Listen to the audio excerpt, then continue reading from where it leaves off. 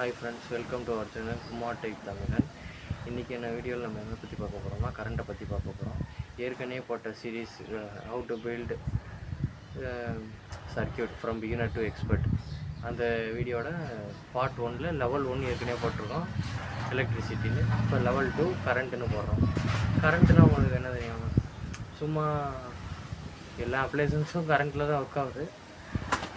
Rate of electron is equal to கரண்ட்டுப்பா. அதாவது இந்த ஒயருக்குள்ளே எலக்ட்ரான் இருக்குதுன்னு தெரியும் நம்மளுக்கு, அது எலக்ட்ரிசிட்டி போகிற ஸ்பீடு, அது சொன்ன எல்லா எலக்ட்ரிசிட்டின்னு. அந்த வீடியோ நான் கீழே டேக் பண்ணுறேன், தெரியலன்னா போய் பார்த்துக்கோங்க.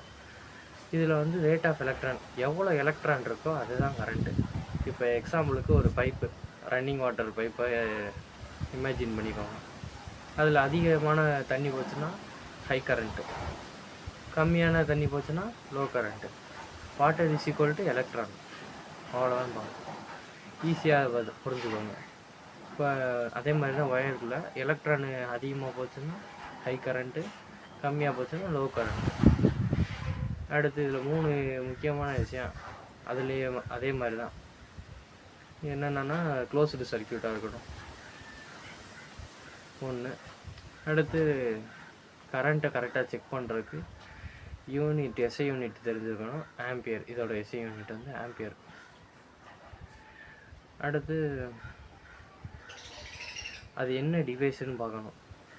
இப்போ பேட்ரி எல்இடினா நடுவில் நம்மளுக்கு ரெசிஸ்டன்ஸ் கனெக்ட் பண்ணணும். அங்கே நம்மளுக்கு என்ன கனெக்ட் பண்ணணும்னு ஃபஸ்ட்டு பார்க்கணும்.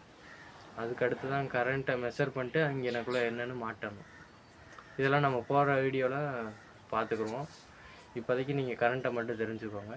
அடுத்த வீடியோவில் நம்ம பிகினர்லேருந்து எக்ஸ்பர்ட் ஆகிட்ருக்கோம்.